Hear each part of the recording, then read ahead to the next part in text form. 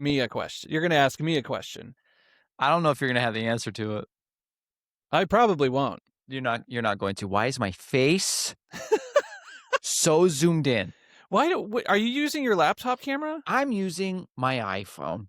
Oh. And I've always used my iPhone, and it decided one day to just go super zoom.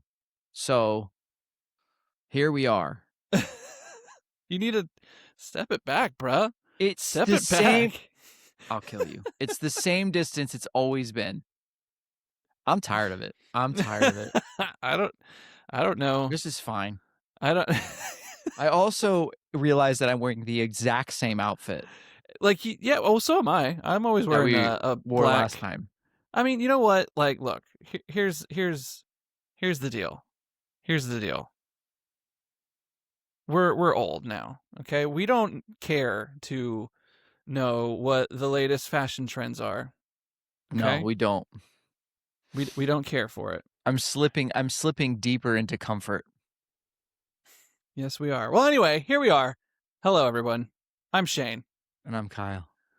And we're late for band practice yet again.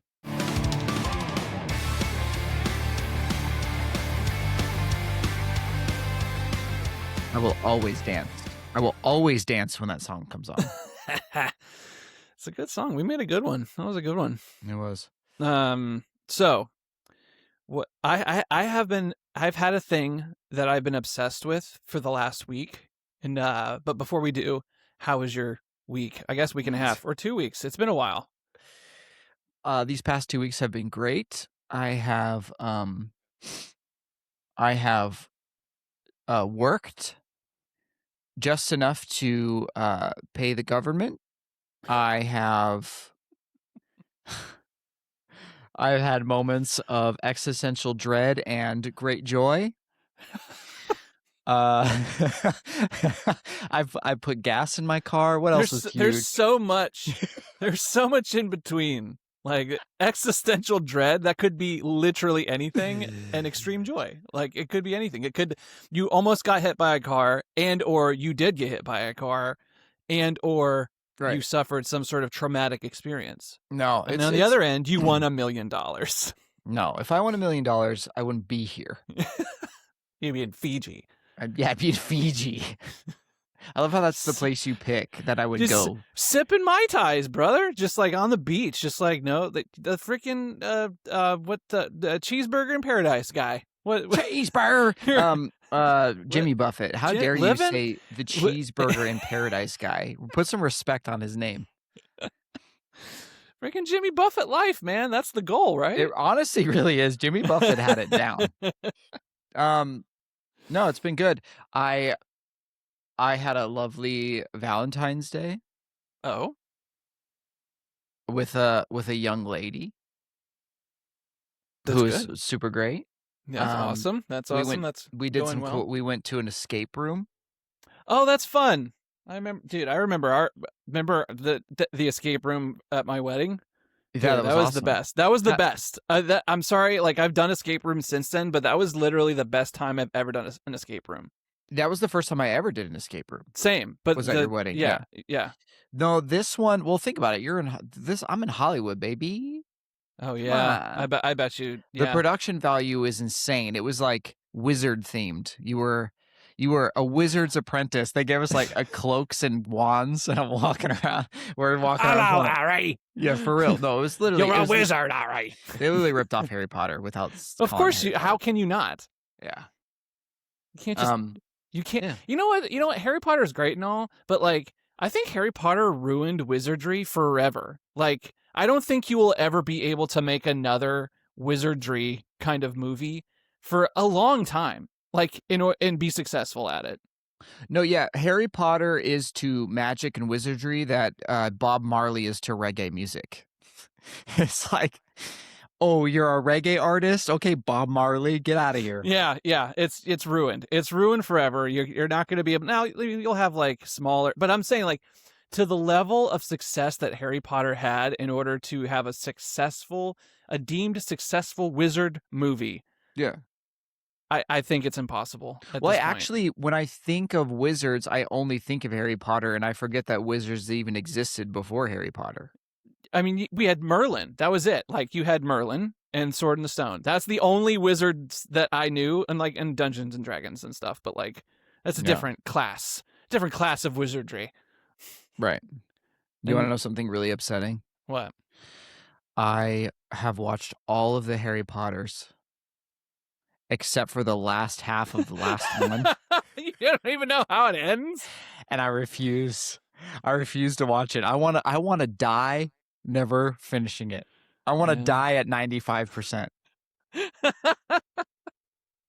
Same thing with the Titanic. I haven't seen that either. I'm trying to think of what is the what scene is that where Voldemort goes, I don't know. Says that weird spell. I only know that sound because of the internet. Yeah, because I don't know what that means. It became a meme for so long there. Yeah. Well, enough about my wizardry and existential dread and joy. How was your past 2 weeks? It was good. Yeah, just cutting up trees, getting all the tree that fell down in my backyard after the winter storm. Cut that all down and kind of like went through the insurance. The insurance came by, gave us a lump sum. Wish we got a little bit more, but that's such as life when it comes to insurance. What happened? Did a tree break something? Yeah, a tree, like a full-on friggin' tree came down in my backyard and came down on top of my wired fence in the back. It's like just like a regular metal fence. And it destroyed it? Oh, completely. Yeah, just like, because it's a giant tree, a literal friggin' tree just fell, and so I had to chop it up and like get the fence kind of like situated again to like keep critters out of our backyard. That was covered by insurance? Yeah. The insurance cares about your fence? Well, if it's a part of the house, yeah, and it's damage. That's cool. I thought it was I thought your house and homeowner's insurance only covered just the house itself. Well, they covered that. That's cool. And we had a little bit of roof damage too, so it's going towards that as well.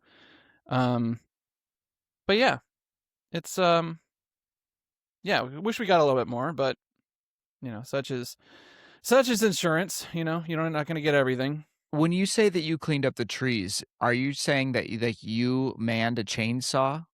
No, I didn't. See, I did not go as far as to get a chainsaw because that's an extra expense, but I did get a hand axe, and I friggin' hand axed the fuck out of it. I felt so manly. Like, when's the last time you actually chopped a tree with a friggin' axe? Back when I was a child. Yeah, dude, it feels great. Did you have your shirt and it's just off? like one flute. No, it was cold. So I had, like I had a sweater on, and then I took the sweater off, and it was just in a shirt though. And freaking just. Yeah. So yeah, so I chopped a tree with You're becoming such a man these days. When you are 41 years old, at some point you're going to have to be a man. It's time to be a man. It's time to be a man and stop being a boy. But anyway. I bragged about you yesterday. Oh, did you really? Yeah. What was that? What was your, what would you say? So I have two branches of this story. Let's go with the first branch. Okay. So, my buddy Samuel, the DJ with the pirate mustache. Yeah. He's in town with his wife and some friends. So we went and met them downtown to enjoy time. We went to Little Tokyo. Oh, yeah. Yeah, we went into this mall, and they apparently, I don't know if it was there, I've never seen it, but they have a retro gaming store where it's like you can buy old everything. Like they've got NES cartridges, they've got Atari cartridges, they have like everything in there. But it was like nostalgic overload. Dude, the prices that they have on some of this stuff. Oh, it's insane. Like NES, not NES, the original Nintendo games. Like there was an ice hockey game, the cartridge that was $150. I'm like, who's buying this and spending collectors?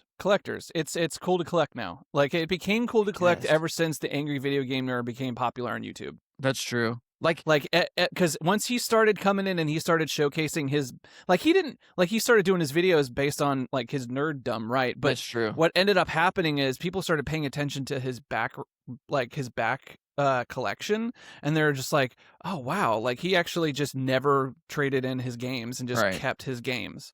Like, dude, like the original just the box for Mortal Kombat for Super Nintendo was $50. Just the Yeah. box. It's crazy. Yeah. Anyway, so the people were like, "Wow, this is crazy." Like, and then they were talking about which consoles they had and which ones they didn't. I was like, "Well, let me tell you, my best friend Shane had them all." I did Yeah. have them all. I Yeah. could not have just the one. There I was a told them about time your where I needed Triforce tattoo and well, your remote control tattoo and how much of a super nerd you are.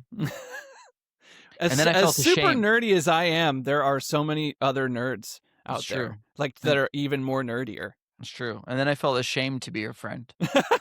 And I wish I never said anything.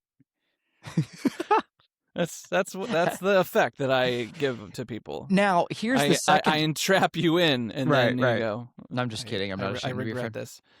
I'm not even your friend. The second part of this, it's middle of the day. Sunshine is out. Beautiful day. We're all walking around. We're mobbing around. There's like a group of 6 of us, right?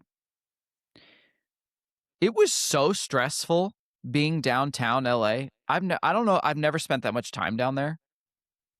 Like, could not relax. I'm on high alert the whole time. The creatures that are crawling around down there and like people are just screaming. There's about to be a fight every 5 seconds.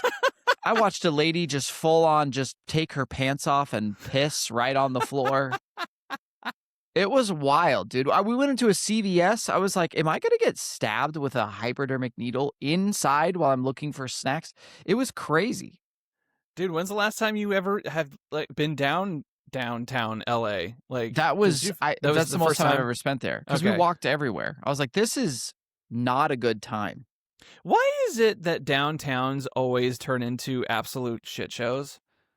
I think maybe because it's where everyone convenes and there's so many nooks and crannies you can go and hide and there's so many people down there. I don't know. You know what though? Like, actually, now that I think about it, like Vegas, like like, of course I haven't lived there for 20 years, but like Vegas never felt unsafe except for No. like certain parts of like downtown, like certain streets where you turn down certain streets, you're like, don't go down. Like D Yeah. Street, you don't go down D Street. You don't go down D Street. When the streets start to turn into singular numbers or letters, it's time to leave. You don't, you don't go down there. Yeah. But for the most part, like we young 20-year-olds, but then again, you're super brave at that age. But like, young 19, 18-year-olds, we had no problem not just like walking down the strip but then again, I guess Vegas is different. Like it's mostly tourists down there. And it's constant people. And there's so many people that you feel, I guess maybe you feel safe in numbers because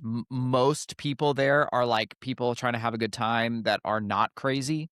Yeah. Where it's just the opposite. Downtown LA, it's almost like you're in zombie land.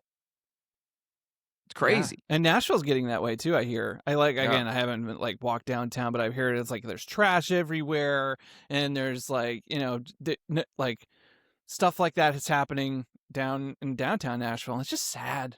Can we have nice things? Like, can't we? Like, can't we just like put some police at the corner here and be like, hey, quit that. Hey, you stop it. Pick your pants back up. Yeah, pull your pants back up. Yeah, it was crazy. Anywho, I want to get into something this week because I've been I've been kind of obsessed this week with a few things. Okay. One is the more lighthearted one. And the more lighthearted one is every few years,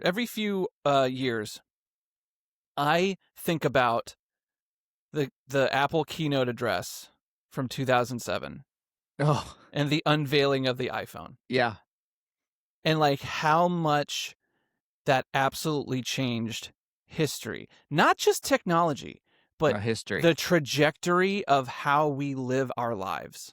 I think that will be studied. Like, I think that will be like, you know how you can watch like when you look at JFK's, when I think of like famous speeches, when you look at like Martin Luther King speech. Yes, I know. Before everyone shits their pants, I'm not comparing the civil rights movement to the iPhone. I'm just saying there are just moments in history yes, where you're like, yes. that was, I will always remember that moment. Yes. Yeah.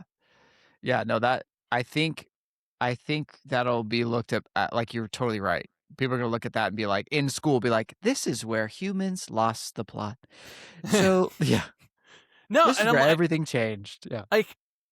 dude, I mean, it's just like, I watch it, and let's watch a little bit of it. I just want everyone to Yeah. jump on this train with me, please. Just jump on this train with me.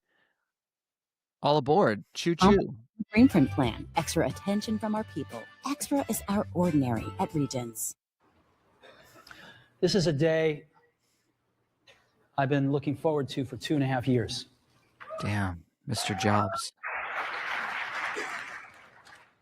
I've also been getting into just like Steve Wozniak and like like everything that led up to this, like the behind the scenes of like how like it's not all hunky dory. Like we all know, like Steve Jobs was a fucking asshole and all that stuff, and he like took credit for things he didn't do. And like there was one documentary I watched where Steve Jobs literally bought the touchscreen technology, the multi-touch that it revolutionized everything that we do. Yeah. He bought a company like a year before this. He bought it and then said that his own company made it. But in fact, it was this other company that was they dealt with wrist injuries. And so when people had a wrist injury, they obviously couldn't use a mouse. So they had to build some sort of multi-touch and technology. Apple bought them and said that his company did it. And so that's kind of fucked.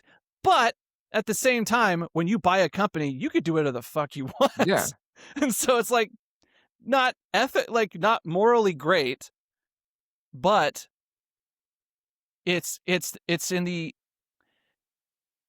the genius, the brutal genius that Steve Jobs was. He wanted to put his company, Apple, on top of every other company. And so he wanted to put it in our heads that this company is so innovative that they're making everything. But in fact, what they really were doing is just buying out companies and saying that they did it. Right. So, capitalism, everyone. Every once in a while, a revolutionary product comes along that changes everything. And Apple has been, well, first of all, one's very fortunate if you get to work on just one of these in your career. Apple's been very fortunate. It's been able to introduce a few of these into the world. In 1984, we introduced the Macintosh. It didn't just change Apple, it changed the whole computer industry.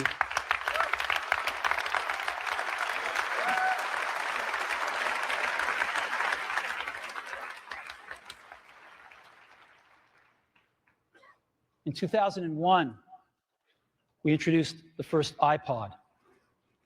Dude, do you remember the click iPod? Not the turn wheel? Yeah, that was cool. The click iPod. Dude, there was like a wealthy kid in my class who had like one of the first iPods I've ever seen, and he tried to describe to me what I was holding in my hand, and I was like clicking, I was like scrolling through, like he had music on here, like, wait, this is music?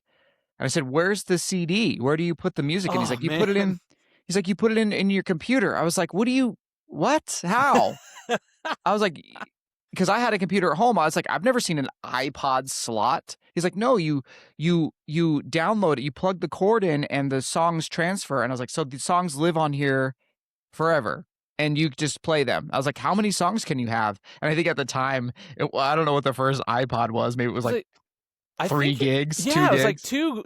I think it was 2, 6, and 8. I think he's if like, you had he's like, I got hundreds of songs on here. It's like, and they never go away. He's like, no, you can switch them in and out. And I still was like, I don't get it, man. My monkey brains, it was wild. I'll never forget that. Because before iPods, we had like the most, like we had CDs, of course, but then they started playing with, music players. Yeah. And then, there was the mini disc. You remember those? And yeah, the mini discs could hold more data somehow, even though they were smaller. I don't know. And so here comes the iPod, and I remember going over to Jay's house. I was really late at night. And I finally got an iPod, and he said, "This is the first time I ever like knew like the apps the gravity of this technology that I held in my hand." I went to Jay's house, and he literally gave me like most of his music, and it was just folders of music, and the amount of albums because at this time we're still in physical, we're still very into physical media, and so I'm picturing stacks of CDs in my head that is just being transferred to me in a matter of minutes. And then along came LimeWire and Pirate Bay and Kazaa. And it didn't just change the way we all listen to music. It changed the entire music industry. That did. Thanks, Steve. Whoa. What's that? I just built a budgeting app in Base 44. Guys, Nina just built an app. Well, today, we're introducing 3 revolutionary products of this class. The first one is a widescreen iPod with touch controls.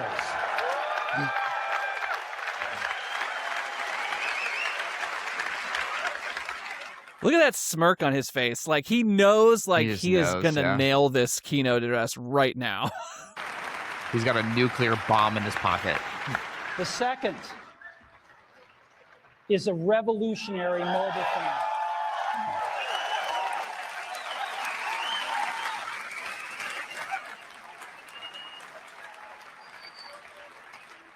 I want everyone to understand something real quick, because there's a lot of young people out here that don't like, they just take Apple products or phones that they have in their hand for granted. Yeah. Like there was a time where Apple was so different than any other company, and it was so exciting every year or two.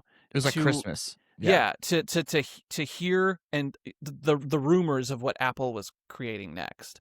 And for years, ever since the iPod came out, they were like, Apple's going to make a phone at some point. Mm-hmm. They're going to make something to merge a phone. It was rumored forever. And like a year and year would go by, and like nothing would come out, you know? And so like, if you hear that roar in the crowd, I don't think I haven't watched any other keynote from Apple, but I'm pretty sure like that roar hasn't been the same since. No, yeah, dude, people are so over the iPhone now. They're like, oh, cool, you gave me a different color this year. Nice. Yeah, thanks. It's the same thing. Yeah, and every year it's just been an incremental upgrade, and it's kind of like, eh. And we'll get into a little bit more today's Apple, but. And the third is a breakthrough internet communications device. So, 3 things: a widescreen iPod with touch controls, a revolutionary mobile phone, and a breakthrough internet communications device. This is my favorite part of the whole keynote. An iPod, a phone, and an internet communicator. An iPod, a phone. Are you getting it? These are not 3 separate devices. This is one device. And we are calling it iPhone. Today, Apple is going to reinvent the phone. And they fucking did. They so did. Like, there's a lot of companies out there that come out with an invention or whatever, and they'll say, this will revolutionize how we view X. You know, like, even with AI, like, because now there's, like, so many different AI companies. Like, even when ChatGPT, like, I don't remember like feeling this feeling. No. I kind of like expected it to happen. Like, yeah, AI is it's gonna be here soon. Like, you know, I'm still waiting for the moment where AI is going to be integrated in such a way where, like, holy shit, okay, now things are going to be different. Yeah, to your point, and to what Steve, I mean, obviously Steve Jobs didn't know. Yeah, they didn't. That's the thing that's like, yeah, they revolutionized the phone, but they if you really think about that, they revolutionized what it is to live like life as a human. I mean, the phone spawned social media, which spawns people's businesses now and livelihood and how we communicate, how we get news, what we think about politics. I mean, cars now have Apple Play. People won't even buy a car now unless it has Apple Play because it's like a must thing. It's like they thought that they were just doing a phone, but it changed literally how society works. And not just in America, across the fucking world. Yeah. Like this moment right here changed our reality. But it's so funny to watch these people be like, "Oh, that sounds pretty cool." They have no fucking idea. They have no idea what's coming down the line. Yeah. And what's crazy, I was like, I really love. Maybe I can just fast forward here. Like he'll talk about, like, you know, how phones back then. Suspects. And I just love like that shade, the shade that he's putting on these other companies. Usual suspects. But dude, the BlackBerry, everyone had a BlackBerry. Everyone did. And like, no, well, the phone that you all had, wait. The Sidekick? The Sidekick. Did the Sidekick come out before the iPhone? Oh, yeah. Yeah. Okay. Yeah. So the Sidekick was just becoming really popular. Mm-hmm. And that was that Nokia or was that T-Mobile? T-Mobile. Okay. So everyone had a Sidekick. That was the cool phone to have at the time because it did the little flip. Yeah, it was cool. Or the Which Razor. I'm surprised he didn't bring up for this. Yeah. I don't know. what's wrong with their user interfaces? Well, the problem with them is really sort of in the bottom 40 there. It's this stuff right here. They all have these keyboards that are there whether you need them or not to be there. And they all have these control buttons that are fixed in plastic. And so, yeah, kids, freaking, we had buttons. We had buttons. Touch was not a thing yet. Like multi-touch anyway. We had touch screens, but it was the kind of haptic, or it was kind of like there's a certain kind of touch that like most touch screens have, like POS systems where it's like you have to press hard. Yeah. It wasn't based on the heat of your finger or anything like that, or no AI controls or no AI programming or whatever. It was literally just a screen and you pressed it once and you couldn't have two fingers on it. You couldn't pinch to zoom. You could just press a button on a pad and that's it. Very boring. Very, so we relied on buttons. And, the fact that he comes out and says, we solved it with a bitmap screen that could display anything we want, put any user interface up, and a pointing device. We solved it with the mouse, right? We solved this problem. So how are we going to take this to a mobile device? Well, what we're going to do is get rid of all these buttons and just make a giant screen. A giant screen. Now, how are we going to communicate this? We don't want to carry around a mouse, right? So what are we going to do? Oh, a stylus, right? We're going to use a stylus. No. No. Who wants a stylus? You have to get them and put them away and you lose them. Yuck. Nobody wants a stylus. So let's not use a stylus. We're going to use the best pointing device in the world. We're going to use a pointing device that we're all born with. We're born with 10 of them. We're going to use our fingers.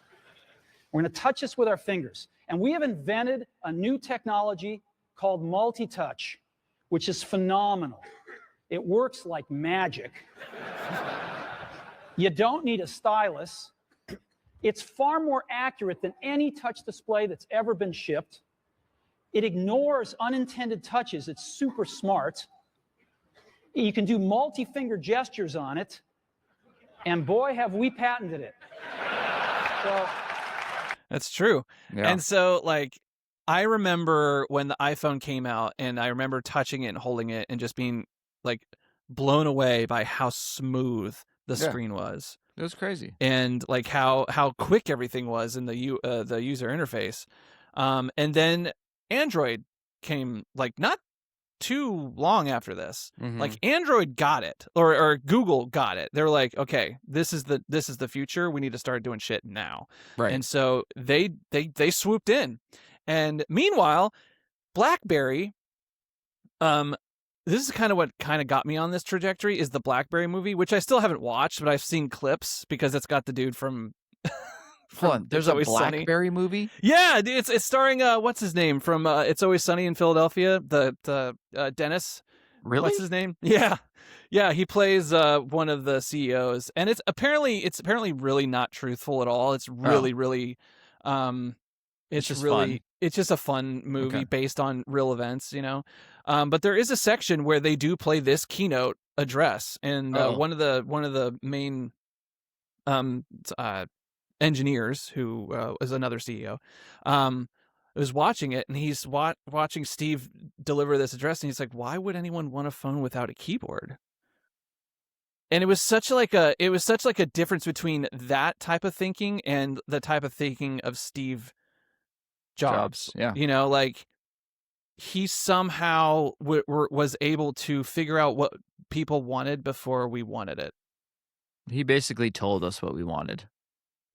But Apple's been kind of good at that. They're like, no, you don't realize that. Remember when they took the CD-ROM away out of computers, and they had the first Air, the iPad, Yeah.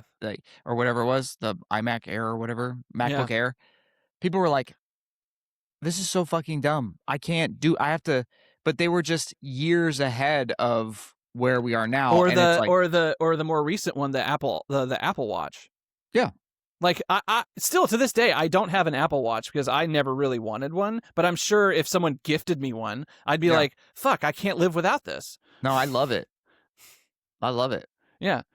And so yeah, I've just been kind of obsessed with this era, and just like how that the amalgamation of different events from different people, however moral or not, like got us to where we are now. And like, it's just like, and it makes you wonder: are we going to see another event like that in our life? I'm sure we will. That's what I'm trying to think, because I thought with AI we would have, but like, it's not hitting the same, and maybe that's because we don't have Steve Jobs in the world right now. Yeah, or we're just so desensitized to amazing technology because of the iPhone. Maybe that was a part of it, you know? Maybe that was a part because, like, yeah, even when Steve was alive, there still wasn't, like, things that were like, oh my God, this is going to change everything kind of thing. You know, it was that one friggin' thing that just completely changed our lives forever. I feel so fortunate to be around for that. It was a crazy time. Yeah. It was such a crazy time. It was, and people forget too, is that it was an exclusive deal with AT&T for the first 5 or 4 years. You had to go get AT&T if you wanted an iPhone. Yeah. And like, cause I remember, cause I had Sprint. Yep. I had a Sprint flip phone, and that, like, it took me a year or two to like finally break down, and like, all right, I'm going to AT&T. I still have AT&T because of that. Yeah, I did for the longest time too. And remember, AT&T was smart. Remember, they grandfathered you in or something to like unlimited data. Yep. That's why I still have them to keep you in. But now every company has unlimited. I know, data. But I've just used them for so long, so why would I change it? You know? Yeah. Oh man, that's so crazy. I haven't really thought about that keynote. Wow. Yeah, every so often I think about that, and I just, like, I wonder what would have happened. And what really intrigued me was, like, okay, you're BlackBerry, you have a huge chunk of Nokia basically had the most of the market share. I think they had 40%, and the rest was like 20, 30. Yeah. I think BlackBerry had, I think the 80% that they did have was like business people. 80% market share. Yeah, if you were a business guy, you had a. And they continued that lead for like 8 years after that. Yeah. You know, they continued to have the market share of that for quite some time. And then just like 1 year in, like 1 year into like, so 8 years later, they were completely just gone. Bye. Yeah. Bye. See you later. Yeah, it's so crazy. And um, when you mentioned Android or whatever, I know a lot of people. It's funny. A lot of people have Android phones now, but it's still. I feel like Android is constantly sprinting to try to like the Galaxy stores, like that they look like Apple stores. They're like constantly in the shadow of Apple. It's like I hate to say it, but it's like Dave Mustaine and Metallica.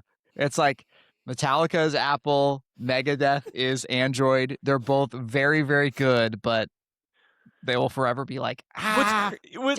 I know. And it's, Like, it's kind of frustrating. It's kind of frustrating because you want there to be sufficient competition towards Apple, because you want Apple to continue to like innovate and give us things that I'm like, man, like one of the latest things that make me just kind of like, I wonder if Apple is peaked and it's on its downward spiral now. And there's two reasons. Two reasons I think this.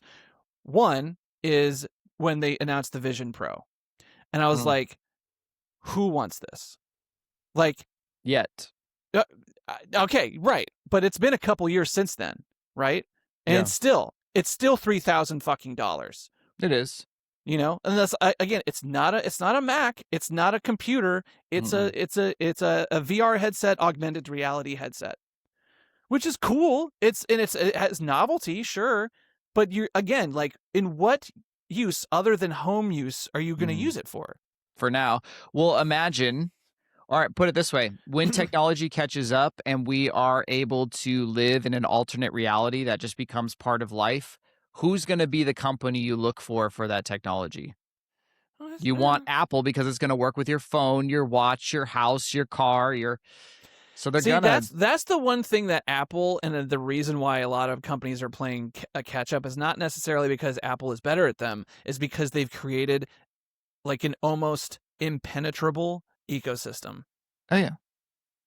Because like, and it's so simple and so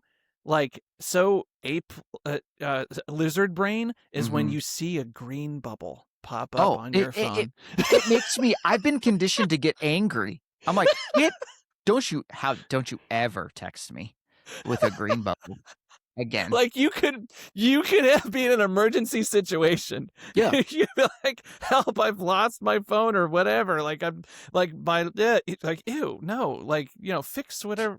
Like, I'll come save you. Hey, anyone else? Does anyone else want to take a stab at trying to save me? No? All right. Get your life, man. Get your life and then come back to me when you have a proper phone.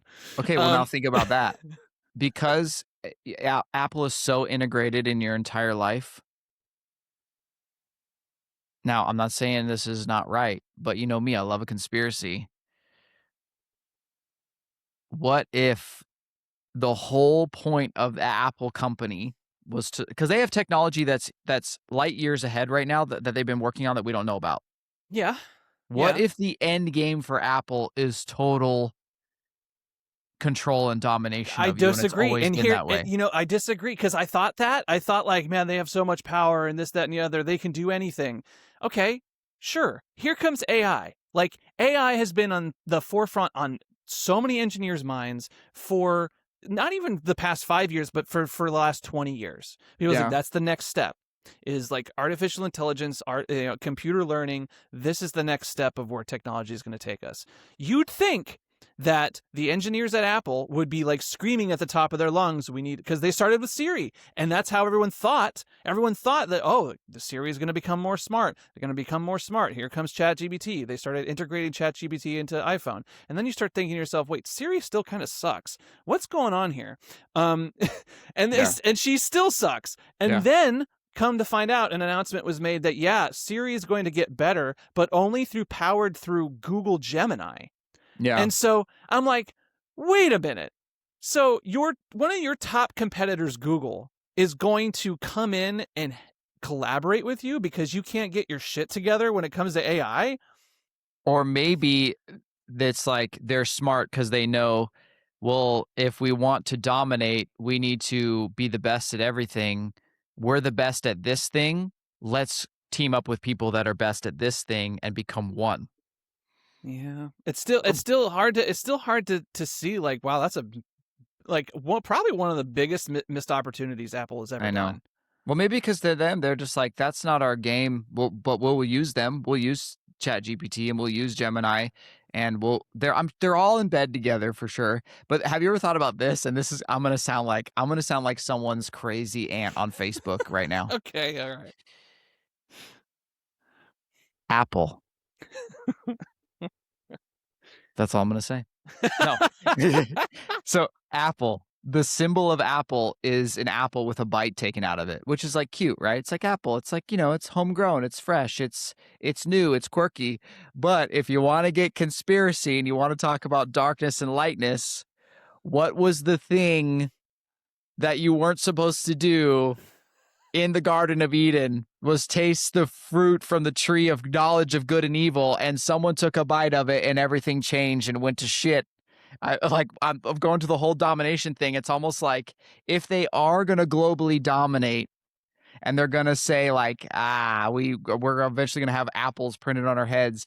It almost seems like so insidious and almost like a fuck you to everyone. Like, not only are we going to control you, but the symbol we're going to use is the one of enlightenment and knowledge that is almost like throws sticks their tongue out at like it's if that's the case, that's fucking awesome. But if it's not, way to think through that whole plan.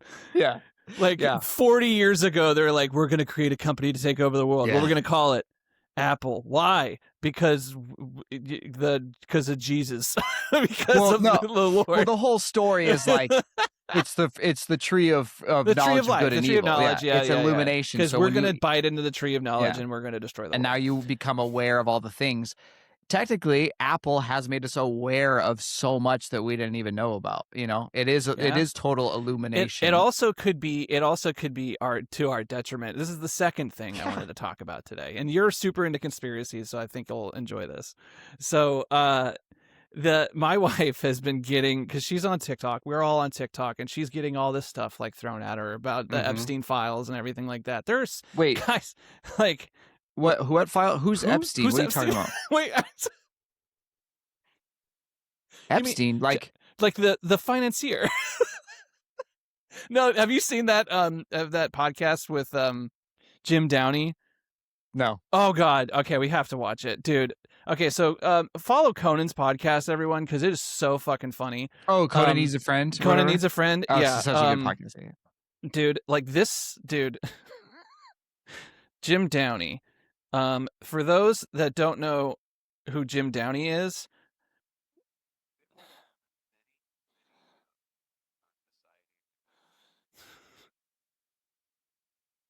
oh, wait, hang on. Am I sharing this? Am I sharing this? No, you're not. I'm not. Okay, hang on. All I see is your big stupid face. Shush your mouth.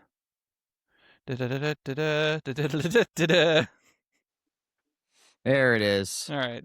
So Jim Downey was a prolific comedy writer in the 90s and early 2000s, SNL writer. He was the guy on, if you watch Billy Madison, he's the guy, he was the judge. So it's like, yeah. He was the judge. It's like, may God have mercy on your soul. Perfect. That guy. There are many figures in our society who contribute an enormous amount to our culture, and people who have unconventional personal lives, and yet they seem exempt from criticism. Jeffrey Epstein. Oh, wait a minute. Wait a minute. No, let me finish. I see Jeffrey Epstein. I see it. No one, criticizes him, and yet. Oh, wait a minute. Is a double. Jim, It's wrong. Jim, It's hold on. okay. Hold on. Much has been said about Jeffrey Epstein. Terrible things. No, have been said. Jeff. I'm talking about Jeff Epstein, the New York financier. Yes, we're talking about the same Jeff Epstein. No. Yes. No. Yes. I never heard. Oh, it was a big story in the news. Huge. No. Yes. For you to say no one ever Jeff said. Epstein. Yes. Jeff Epstein. Yes, the financier. With the island. Yes, he had an island. that I've never been to. Yeah. I'm pretty sure, with respect, if there was some news about Jeff Epstein, I would have heard. No, I don't know what rock you've been under. It was a huge story, and Jeff Epstein I have to tell you, he's gone. He's dead. He's dead. He's dead. He's No. dead. Sorry, nice try. If Jeff Epstein were deceased, I'm pretty sure I would know about it. Now, I admit I've not, probably since the pandemic, I've not talked to him. That would make sense. That would make sense. He's been dead for a number of years, Jim. I'll tell you, there's one easy way. Let's call Ghislaine Maxwell. No, we're not calling Ghislaine Maxwell. So funny. Why not? Okay. She's in prison. She's in prison for crimes she committed with Jeff Epstein. Ghislaine's in prison. Yes. Stop calling her Ghislaine. How do you know these people?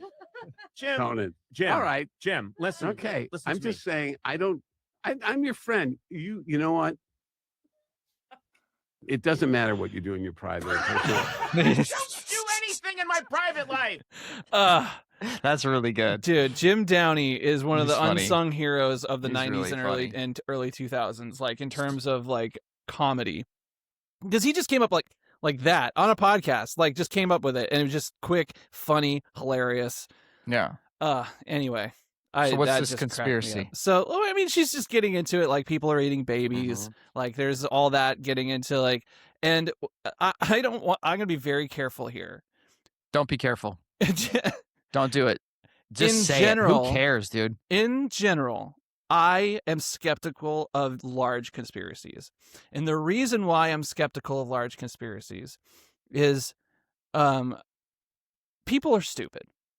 And I think Yeah. I think you don't have to live very long to understand how people are stupid. Lies get found out at some point.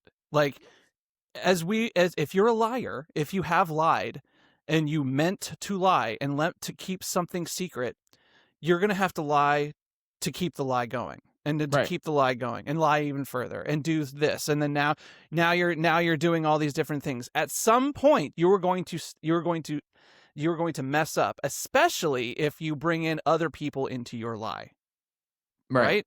Because humans are fallible. Humans aren't perfect. Like Humans, like someone would have blown the whistle. right. And so she's going down this rabbit hole of the evil global elite kind of thing, and like how it's scaring her, and like, well, not scaring, like she's not like losing sleep over it, but she's like, this is crazy. They're eating babies, and I'm like, they're not eating babies. There's no What if they evidence did, that they're though? eating babies. Now, I will concede that there are powerful people in this world that use their power to do evil things, because absolute power corrupts absolutely. That is one human truth. Now, the part where I get a little more skeptical is how to keep all this stuff from Right. like Coming bubbling out to the point where, now I will concede that there's just maybe like the stuff that I'm reading, I'm like, okay, that's shady, that's fucked up, that's shady, that's fucked up. But the level of like, it's like satanic ritual shit that I'm hearing, I'm like, I can get on board with humans doing fucked up shit, because that's, humans do fucked up shit all the time.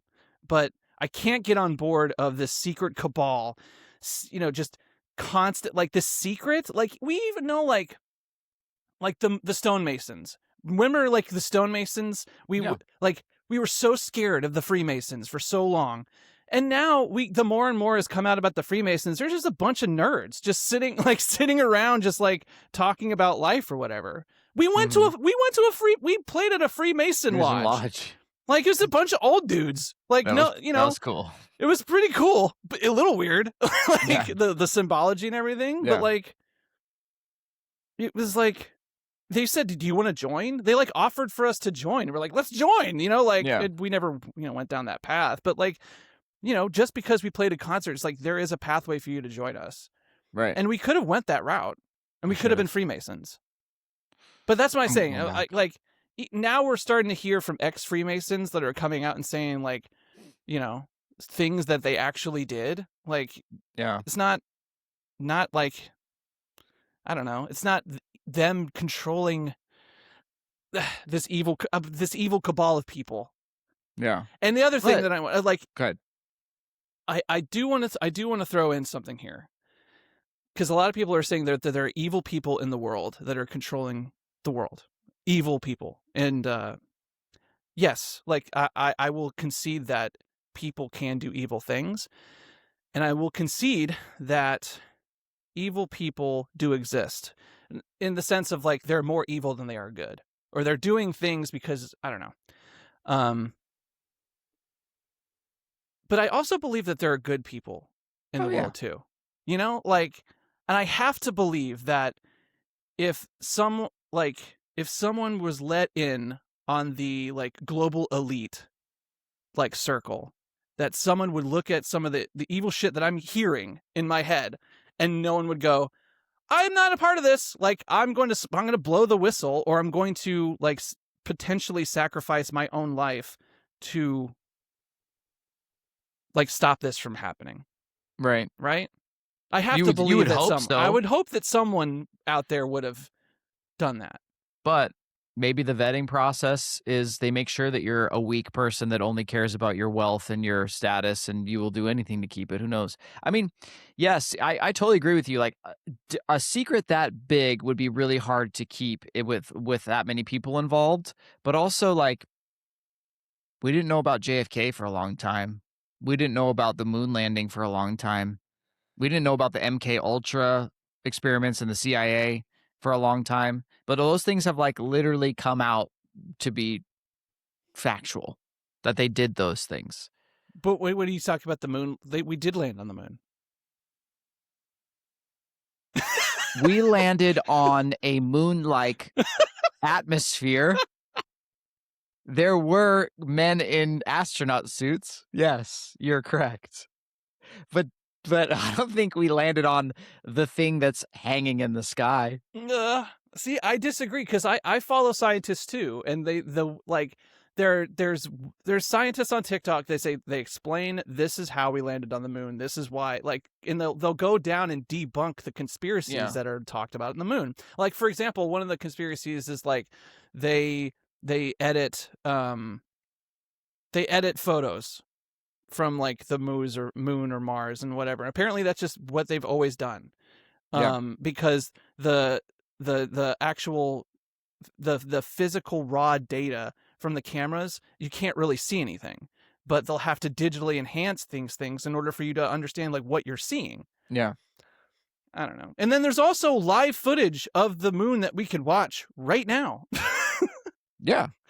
Now, because we have technology. I just have a hard time believing that back then, like, they're like, all right, men, let's shoot up there and land. And It is hard to believe. It is hard to with believe, no because technology, I'm not a scientist. I'm not an engineer, and I didn't go to school for this shit. So I have to believe. And this is the other thing too. Like, I want to talk about like conspiracies for a second. It all depends on the lens that you're looking at an event. Mhm. You know, you can look at the most harmless event, like men on the moon. You know, like they landed on the moon. I can look at it in one lens and be like, wow, that's incredible. That's a marvel of human innovation. And on the other end, if I could also look at it in a lens of like evil cabal. Yeah. This never happened. They're doing this to beat Russia. Like, I that's another lens to look at. And so I don't know. Like, You can turn anything into a conspiracy. You could turn public playgrounds into, oh, well, that's where they gather all the children to buy them and steal them and share them into sex trafficking. So public Right. parks are just a big conspiracy to get children in one place where you can steal them. Right. But no, it's Right. just a place where kids play. Relax. Yeah. I mean, like, that's how I'm kind of seeing how everyone is looking at all of these, like, because these names are being dropped from these files, and I'm like, okay, so we have a name. What does the email say? And then they'll go into what is said in the email. And then with that, you can look at that email in two different contexts. Mm-hmm. You know, now there's all these keywords. There's all these like, what does this word mean? What does pizza mean? What does jerky mean? Like, what are these things meaning? And Michael Malice was on Joe Rogan's podcast, and they got into it a little bit. And so Michael is not. He's in the same boat as me. I was like, I don't know what to think of all this stuff. there's a lot of weird shit in there. Like there are code words, but we don't know what they mean. Right. And so like with the problem with code words and trying to decipher the code is they could literally be in the eye of the beholder. So True. if you believe the worst in humanity, if you believe humans are 80% evil and 20% good, you're going to look at that and go, that email is 80% evil immediately with that, and you're going to look at that email with 80% evil first and then think about the 20% later. Yeah, I guess the only thing people got to realize is that because the internet exists, everyone can have an opinion and a voice, and people can say the craziest things with all the assurance in the world, and it makes people believe that what they're saying. The hardest part for people to do is to number one, do their actual own research instead of just looking at a TikTok video and calling that research. Like, if that's you want, my point. go read the Another. files. That's not another thing of my point. Sorry to interrupt you. Yeah, That's another point I have. Is like there are something like 6 million, like emails, papers. Yeah, you're not going to read videos, all those. Pictures. There's million, not 1,000, not 100, million. 6 million. Yeah. Okay. In order for I don't know who brought this up here, but in order for you to really deep dive, read all of this stuff, it would take you like 8 full years to really deep dive and learn and study all of this material that's been released. And if you were to actually do that, now that you have all this information, what are you going to do with it? Because there's going to be a lot of stuff in there that you don't understand, that you're going to have to make up meaning for, that you're probably wrong about. And that's my point too. Is like, that's what I'm kind of like, on one hand, I'm glad that they're releasing all this. On the other hand, there's so many redactions in it that it leaves room for us to fill in the gaps. And like, that's dangerous because like, we don't have all the information. We don't see the full truth. This is why courts are important because like you have a lawyer on one side, you have a lawyer on another side, and then you have a fucking stack of shit in the middle, and each lawyer goes through and makes their case, and they have the real shit in front of them, and there are rules involved saying that there are no surprises. Each lawyer knows what is in these files, and so it's your job as defense and it's your job to prosecute, and we'll find the truth somewhere in the middle. It's the best system that we had to come up with yet. And so now we're completely erasing the two lawyers from this whole thing. Now everyone's a lawyer. Now everyone is a lawyer, and now and I'm talking not just like 100 lawyers here. No, 200 million, 300 million lawyers with phones are in here going, oh, I read this email, so therefore it proves my theory that this is, it's like, well, no, you're discounting the 500 other emails that, that disprove your theory. And so it's like, it's just TV static. It's like TV static. It's like, how are you supposed to hear what's being said over the TV static? And so like and maybe it's because I don't want to believe that there's this evil cabal of people running the world.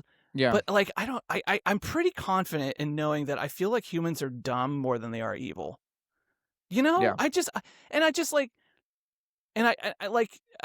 at a micro level, I think we've all worked for corporations at some point. Like some, and we can all just see, even if we're like the lowly peons, we look up and we go, why are they making that decision? That's the dumbest thing I've ever heard. Or, in a corporation that has like different departments, and then they all have to speak to one another in order to do one simple task. And it always falls apart. And it's just like, meanwhile, we're sitting here at the bottom. It's like, I just need to turn in this expense report to this department. No, you have to talk to Sally in HR. No, you got to talk. Well, Sally needs to talk to Jim. And it's like, and just nothing gets done. And just, it's a complete fucking shit show. And that is what I feel is what's going on with like government. It's because it's just different departments that are miscommunicating things to each other. And we're sitting here in the middle. We're sitting here in the lowly peons of society freaking out, thinking that these guys are mismanaging things because guess the newsflash, they are. And it doesn't matter if you're on the left or the right. They are mismanaging everything because it's impossible. Exactly. And maybe it's just one big distraction. But is it though? I think people, I truly believe that if you're on the left or the right, that you're really trying to, I don't know, maybe there are, I don't know. I don't want to like. I would imagine that if you're wanting to be a politician, that you want to do good, what you think is the right thing to do, you will do that thing. You know, like, and people will on the other side of the aisle will think that you're doing the wrong thing. But I would have to believe, whether you're on the left or the right, that you get into politics to want to change the world for the better. Yeah, maybe I think maybe you get into that and then you realize when you get in there that, oh, this is a system that I didn't expect and cannot control, so I've got to just like hang on and do what I can and do what's best now that I've got money and vested interest. And it's I think people Right, I and think people you're get right. People corrupted, have, and yeah, for sure. I don't know. I just we're humans are equally as good as they are brutal, and everyone has the capacity for that. So I don't know.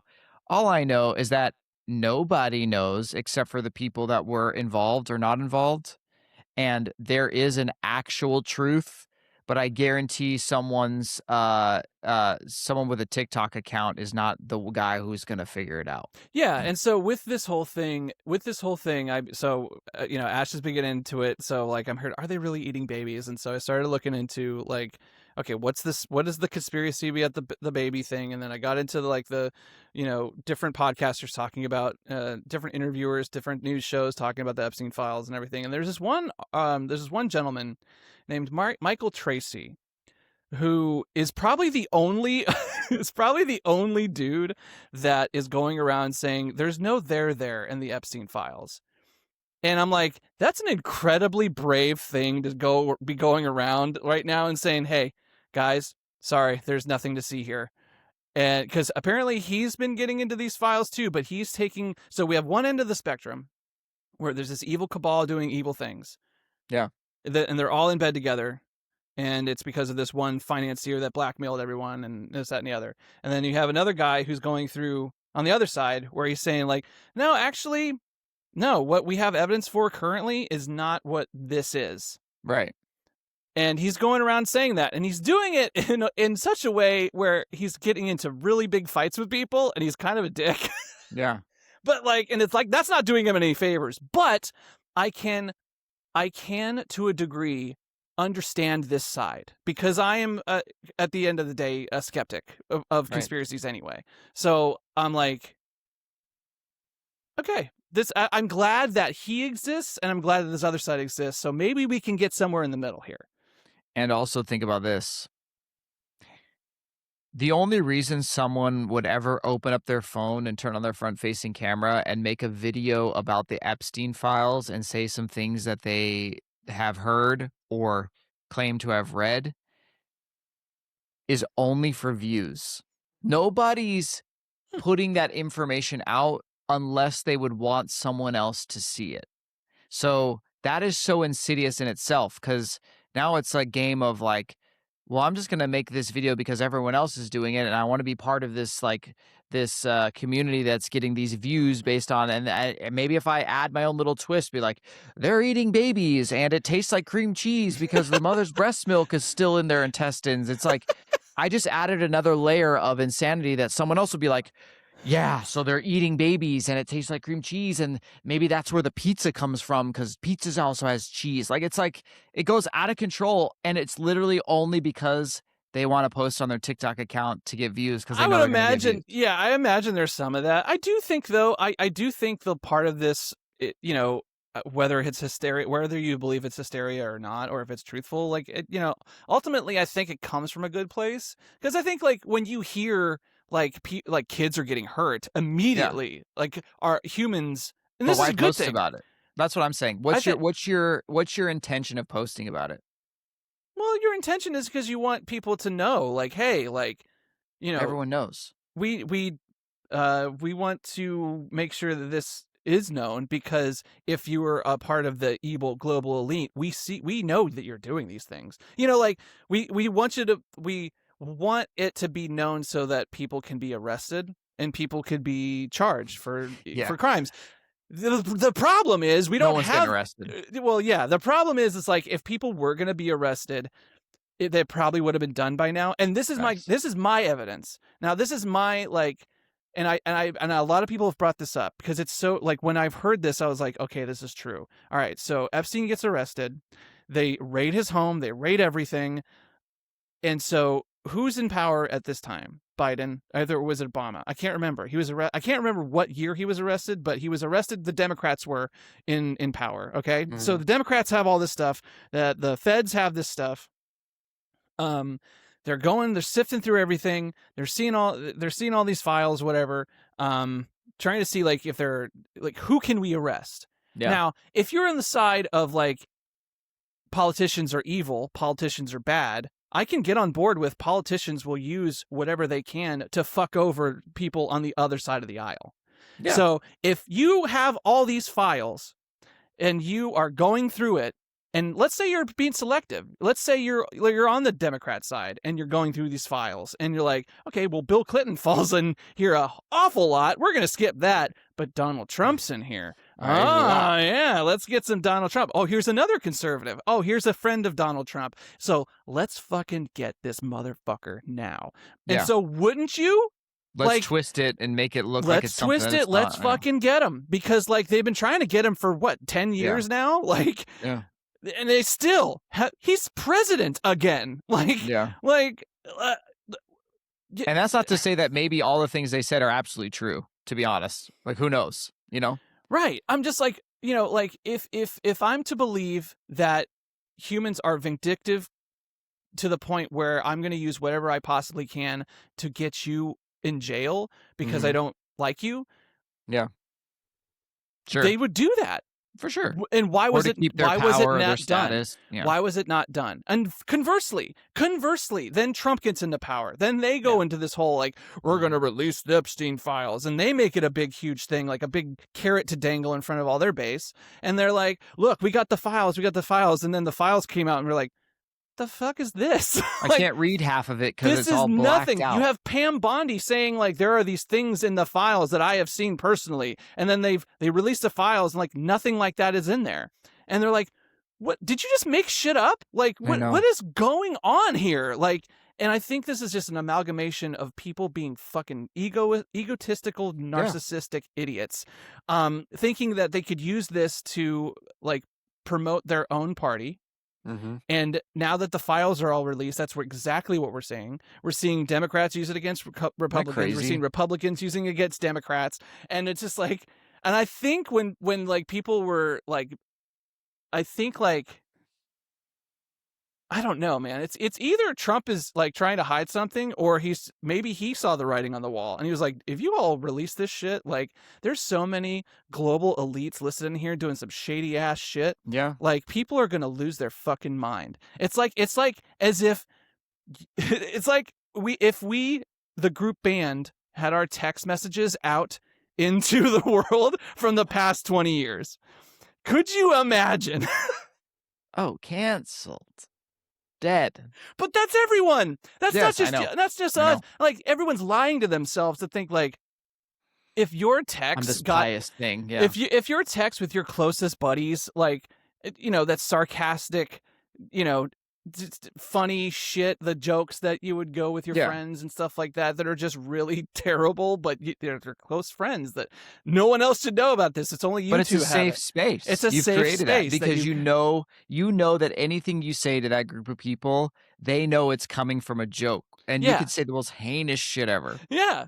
That's the point of having friends and buds. Like, you know, that's what's great about having best friends. It's like you know, you get to be you know, you get to have this little this safe space with one another, and I don't know. And so yeah, that's the two things that I'm just kind of like, man, it's been a kind of back and forth, but the two things kind of merged together, because had it not been let's bring it around. Let's bring it around. 2007, baby. Had it not been for the iPhone in 2007, we would not be in this situation where we're combing through potential conspiracies in our phones, where we can and the photos that have been taken and the videos that have been taken would not have been taken if it wasn't for having a camera, video phone in your pocket. Yeah, exactly.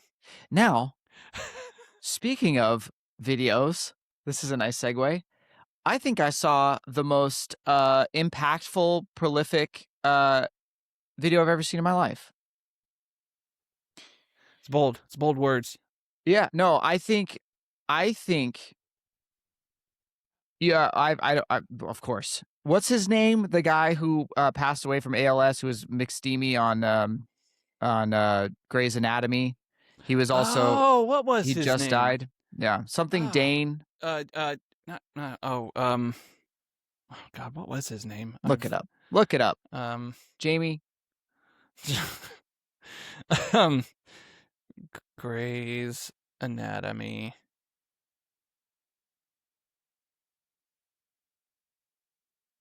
What's his name? Something Dane. Eric Dane. Eric Dane. Okay.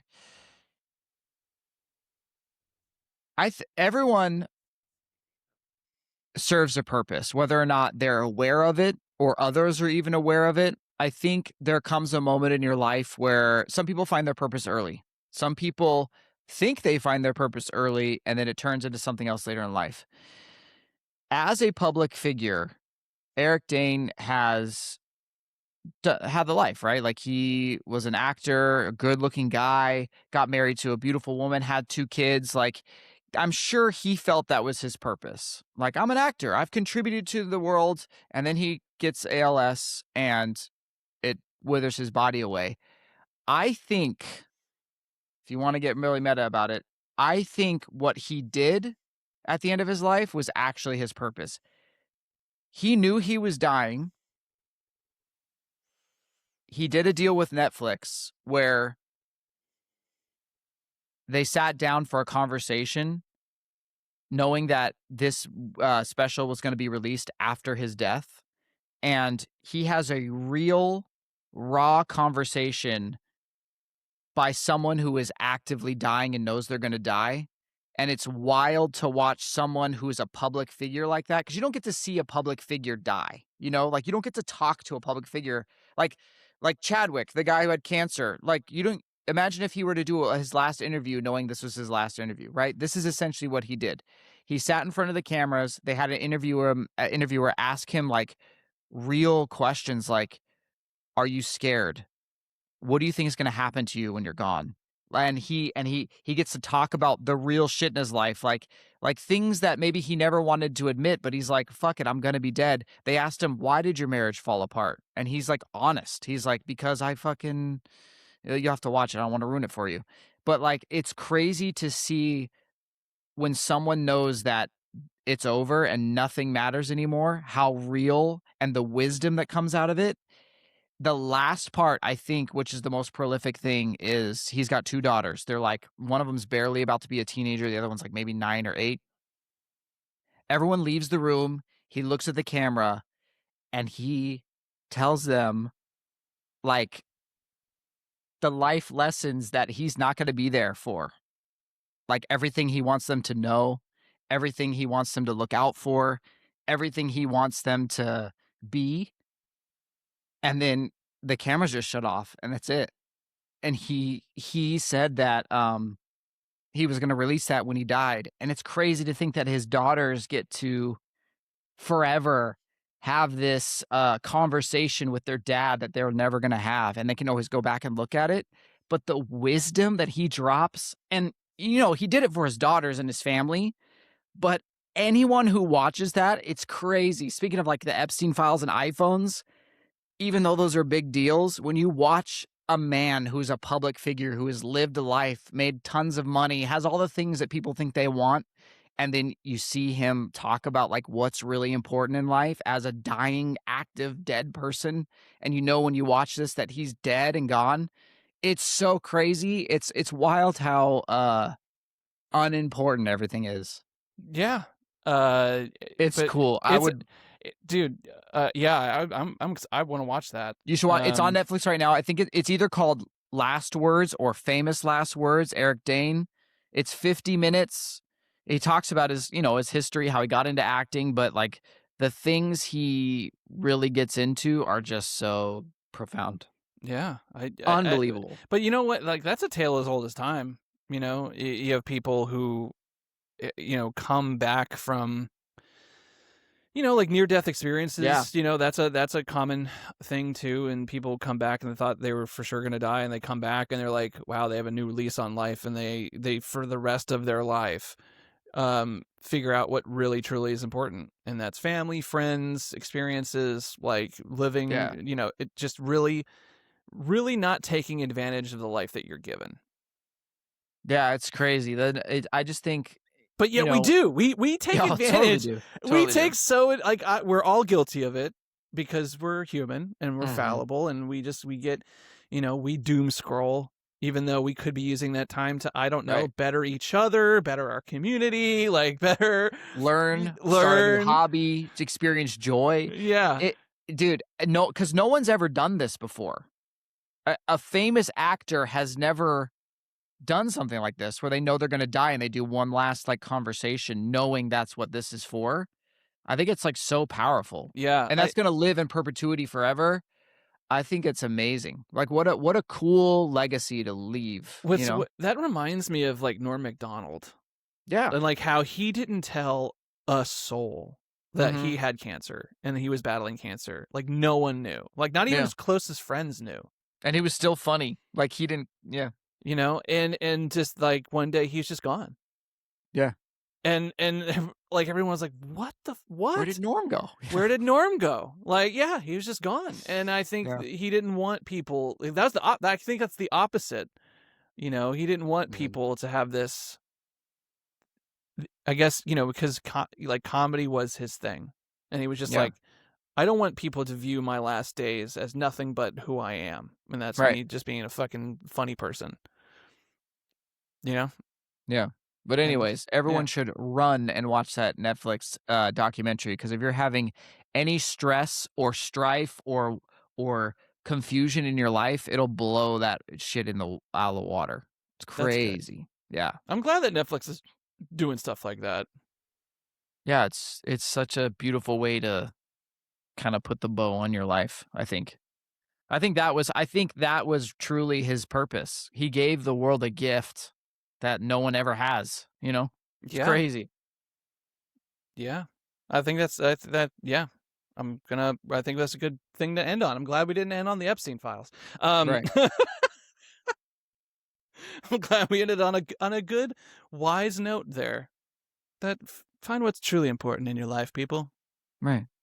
Hold on to And it. travel's important. So if you were in the Epstein files, like, who can blame you? You got a free trip. You thought it was going to be a fun time. Yeah, you got there and you said, whoopsies. Wait, there's some weird shit going on here. Jeff Epstein, the New York financier. New York financier, right. Well, it's simple. We'll just call it Ghislaine Maxwell. That was so funny, dude. That's one of the funniest things. So I'll good. ever watch. Life is good. Yeah. All right, buddy. That's it, everyone. We're done with the podcast. You all